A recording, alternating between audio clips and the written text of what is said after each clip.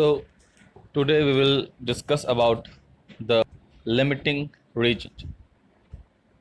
So the limiting reagent in a chemical reaction is a reactant that is totally consumed when the chemical reaction is completed. तो किसी भी reaction में generally अगर हम दो reactants लेते हैं तो उसमें से जो एक रिएक्टेंट होता है वो डिसाइड करता है कि what will be the amount of the product. So when a reactant limits the amount of product in a reaction, that reactant is known as the limiting reagent. आप इसको ऐसे समझ सकते हैं कि मान लीजिए आपका एक एस्टिमेशन है कि जनरली एक पर्सन जो है वो मेन कोर्स में 100 ग्राम पनीर खाता है और आपने इसलिए 1 किलो पनीर खरीद लिया फॉर 10 पीपल। अब जो आपके घर पे गेस्ट आए तो सिर्फ आए 4। तो इसका मतलब क्या हुआ कि जो आपके मेहमान हैं, जो गेस्ट हैं, उनकी जो संख्या है उसने आपके पनीर के डिश को लिमिट दे दिया कि हम बनाएंगे सिर्फ 4 लोगों के लिए, बाकी यानी आपका जो 600 ग्राम है वो बच गया। तो यहाँ पे जो आपके गेस्ट हैं they are working as limiting reagent, और पनीर जो है वो आपका क्या है, एक्सेस रीजेंट। क्योंकि जो चीज़ रिएक्शन में ज़्यादा अमाउंट में होती है वो बाद में आफ्टर द रिएक्शन जो है बच जाती है, उसको हम लोग बोलते हैं एक्सेस रीजेंट।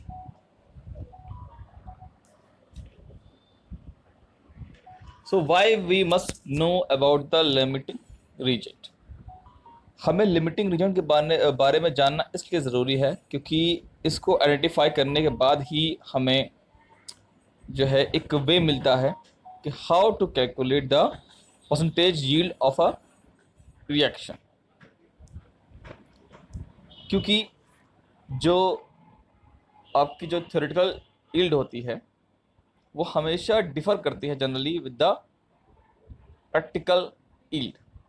यानी हम थ्योरेटिकली जो है एज्यूम करते हैं कि अगर ये रिएक्शन होगी तो आपका प्रोडक्ट का अमाउंट क्या होगा, ठीक है।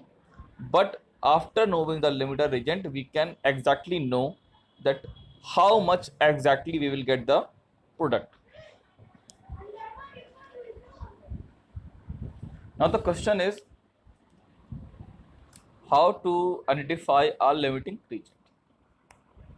तो किसी भी केमिकल रिएक्शन को लैब में स्टडी करते हुए या फिर किसी केमिकल इक्वेशन को थ्योरेटिकली स्टडी करते हुए आप नहीं बता पाएंगे कि इस रिएक्शन में कौन सा रिएक्टेंट जो है एज अ लिमिटिंग रीजेंट जो है काम करेगा।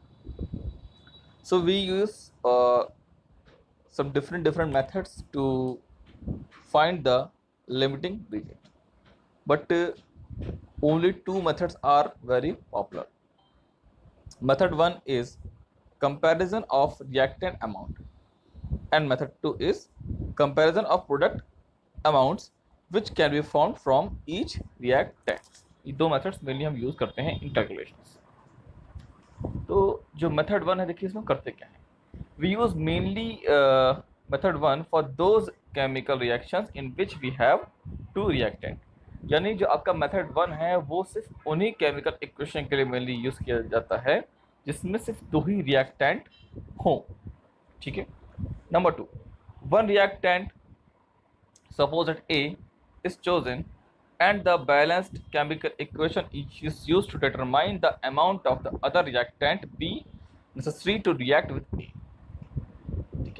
यानी मान लीजिए आपके पास एक इक्वेशन है A + B giving you C and D, ठीक है। तो हम पहले करते क्या है कि किसी एक रिएक्टेंट हमने A को हमने ले लिया और अपने केमिकल इक्वेशन के अकॉर्डिंग जो है हम ये फाइंड करते हैं कि जो आपका रिएक्टेंट B है उसका कितना अमाउंट हमें चाहिए होगा रिएक्ट करने के लिए completely with the A। If the amount B is actually present exceeds the amount required, then B is in excess and A is the limiting reagent. मान लीजिए आपके पास जो रिएक्टेंट बी है उसका अमाउंट जो है मतलब जितना प्रेजेंट है और जितना हमें चाहिए, अगर जितना वो आपका वो है रिक्वायरमेंट है, अगर वो कम है और उसका प्रेजेंस ज़्यादा है, तो हम क्या मानेंगे कि बी हमारा जो है वो एक्सेस में है और ए जो है हमारा लिमिटिंग रीजन। अब इसका अगर हम सोचे अपोजिट, कि मान लीजिए ए आपके पास सपोज दैट 10 ग्राम था, ठीक है, मगर उसको बी से रिएक्ट करने के लिए सिर्फ चाहिए 6 ग्राम, यानी आपका जो 4 ग्राम है वो एक्स्ट्रा बच रहा है ए का। उस केस में आपका ए जो होगा वो लिमिटिंग रीजेंट नहीं होगा, वो आपका एक्सेस रीजेंट होगा, और बी जो होगा आपका वो होगा आपका लिमिटिंग रीजेंट। ठीक है, यानी ए और बी दोनों में से कोई एक लिमिटिंग रीजेंट हो सकता है depending upon the confirmation after calculation. ठीक है, सो बिना कैलकुलेट करे आप नहीं बता पाएंगे कि ए और बी में से कौन सा लिमिटिंग रीजेंट है।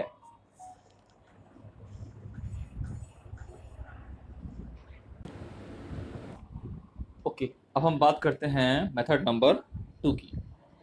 तो method number 2 is comparison of product amounts which can be found from each reactant. इसमें हमारा काम क्या होता है, पहला कि हमारा जो प्रोडक्ट है, ठीक है, उसके अमाउंट को हम कंपेयर करते हैं with each reactant present in the chemical reaction.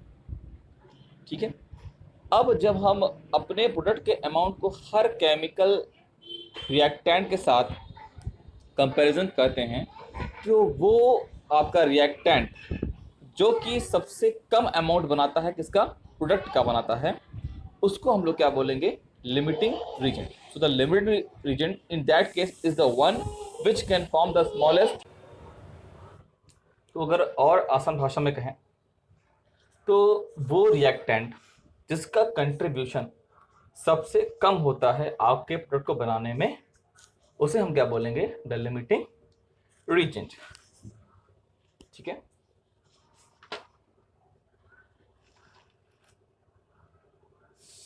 तो जो सेकेंड मेथड है वो मेनली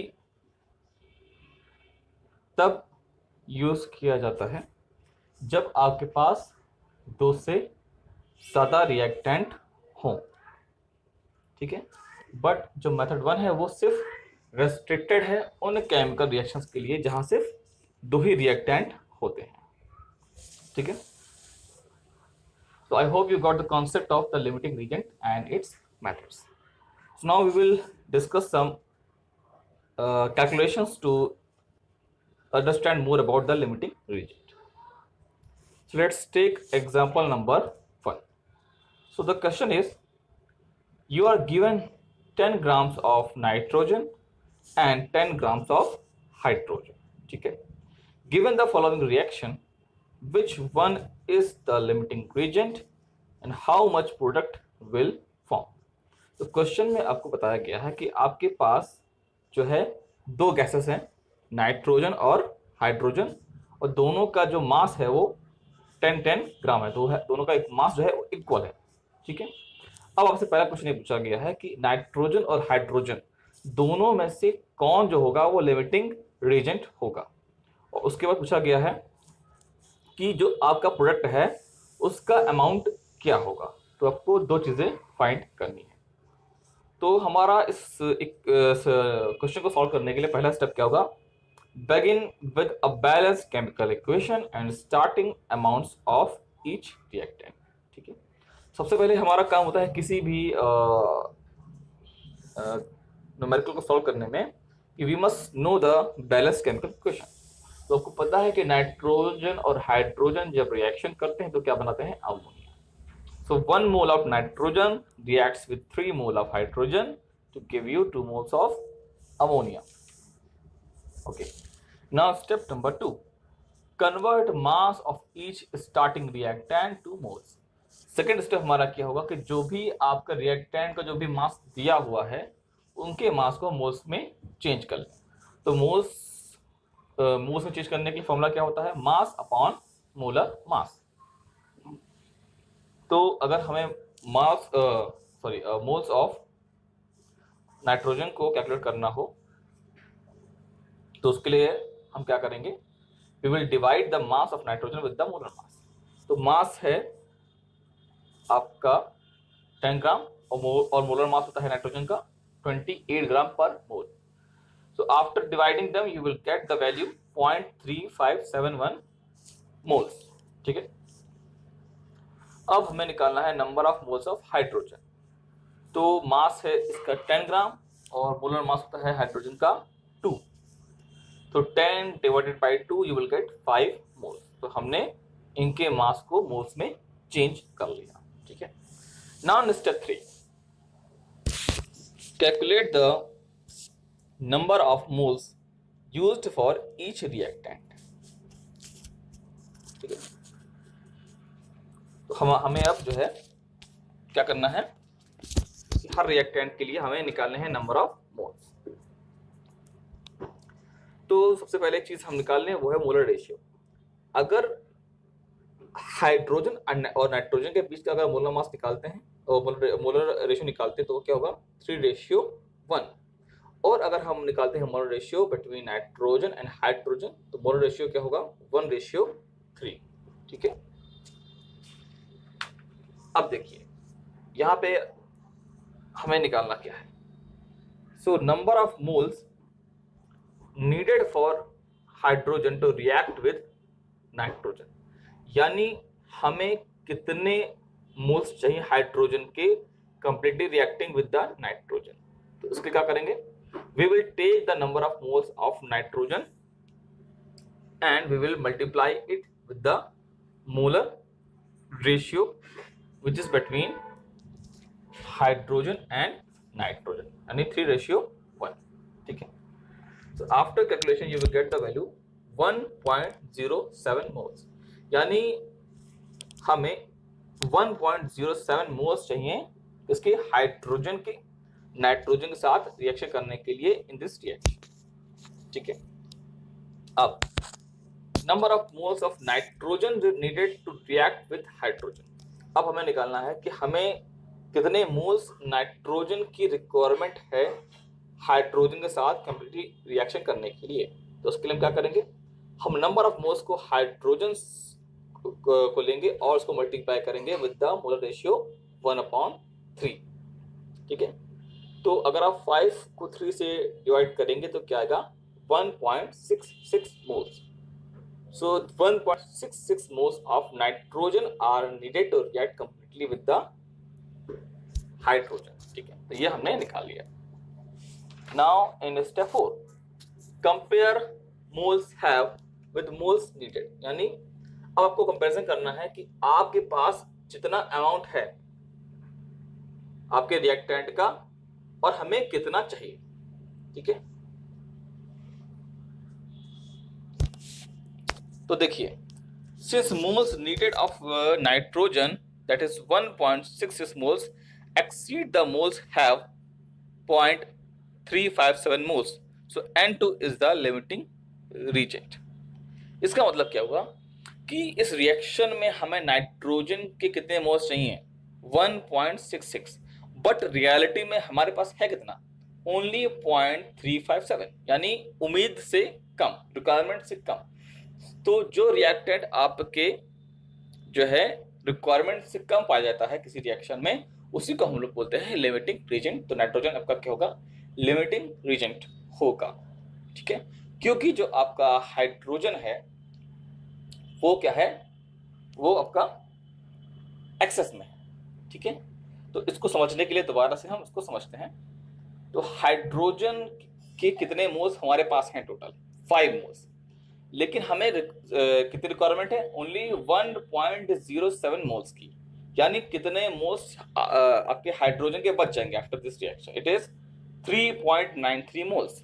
तो इसका मतलब क्या है कि हाइड्रोजन जो है वो आपके पास एक्सेस में है, तो उसको हम लोग क्या बोलेंगे एक्सेस रिएक्टेंट या एक्सेस रिएजेंट। ठीक है, फिर जो नाइट्रोजन है उसके जो है हमारे पास कितने मोल्स हैं 0.357, लेकिन हमें चाहिए कितने 1.66 मोल्स।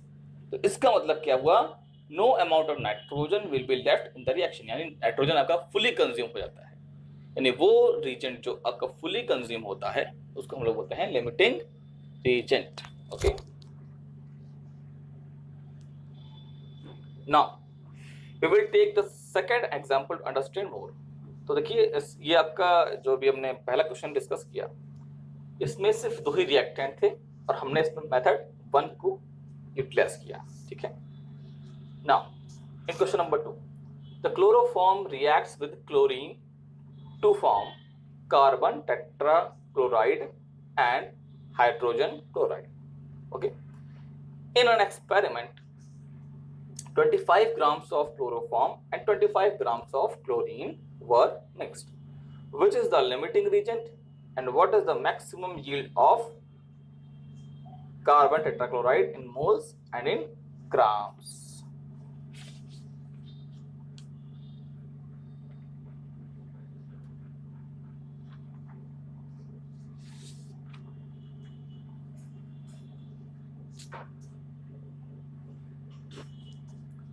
तो देखिए इसमें आपसे क्या कहा गया है कि जो क्लोरोफॉर्म है वो क्लोरीन के साथ रिएक्शन करके क्या बनाता है, कार्बन टेट्राक्लोराइड और हाइड्रोजन क्लोराइड। तो इन्होंने आपको हिंट दे दिया कि रिएक्शन में क्या होगा। ठीक, फिर इन्होंने आपको रिएक्टेंट्स का अमाउंट बता दिया, 25 ग्राम 25 ग्राम दोनों का अमाउंट इक्वल है। ठीक है, अब आपको बताना यह है कि क्लोरोफॉर्म और क्लोरीन दोनों में से लिमिटिंग रीजेंट कौन सा होगा and what is the maximum yield of carbon tetrachloride in moles and in grams, और जब कार्बन टेट्राक्लोराइड है उसका मैक्सिमम यील्ड पॉसिबल कितना है इन मोल्स एंड इन ग्राम्स।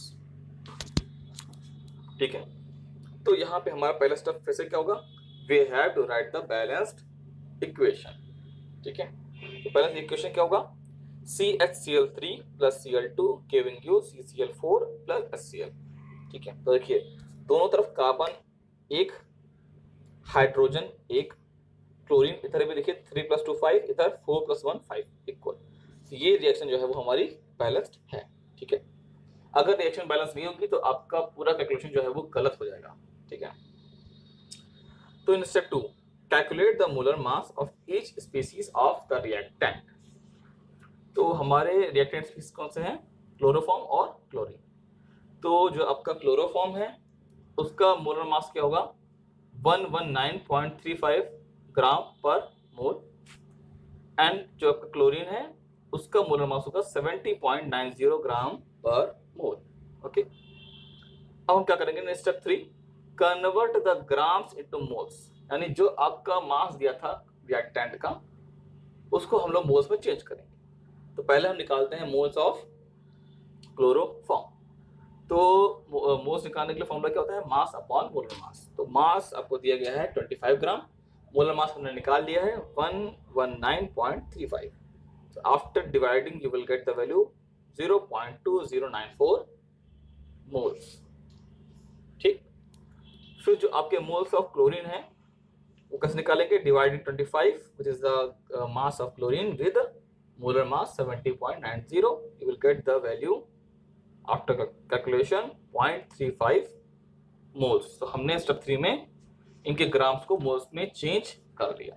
ठीक, अब देखिए इस स्टेप 4 में हमें क्या करना है, तो पहले चीज आप फाइंड कर लीजिए कि क्लोरोफॉर्म और क्लोरीन के बीच जो है मोलर मास क्या होगा।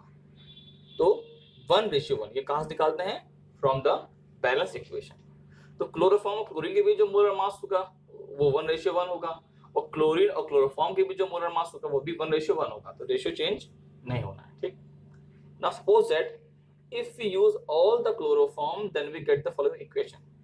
यानी मान लीजिए अगर हम क्लोरोफॉर्म को कंप्लीटली यूज करेंगे तो इक्वेशन क्या बनेगी, 1 mole of chloroform upon 0.21 moles is equal to 1 mole of chlorine upon x।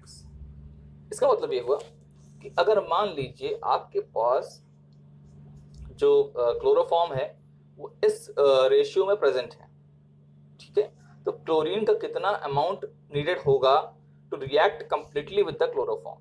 तो अगर आप जब क्रॉस मल्टीप्लाई करेंगे तो आपको वैल्यू क्या मिलेगी, x is equal to 0.21 moles of chlorine are needed. ठीक है,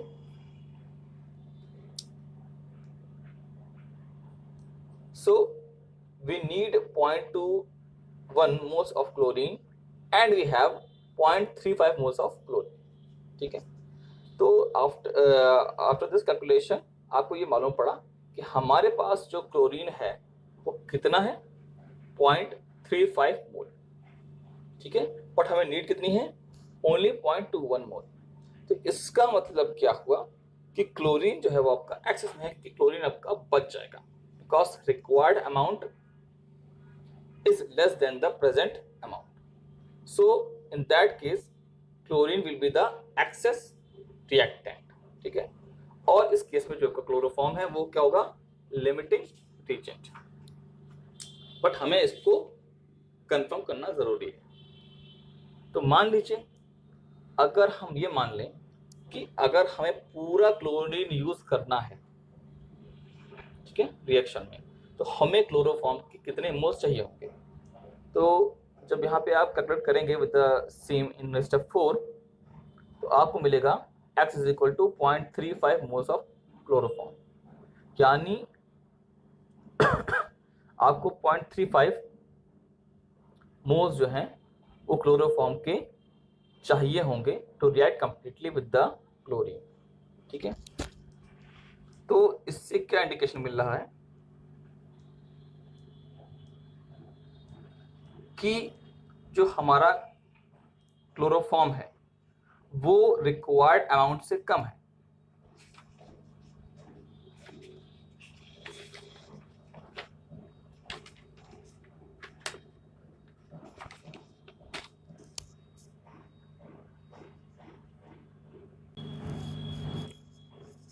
ठीक है, तो जो आपका क्लोरोफॉर्म है वो जितनी हमें नीड है क्लोरोफॉर्म की उससे कम है। तो इससे यहाँ पे कंफर्म हो जाता है कि आपका जो क्लोरोफॉर्म है वो लिमिटिंग रिएजेंट है, क्योंकि वो रिक्वायरमेंट से हमारे पास कम अमाउंट में है in this reaction. So in that case, chloroform is the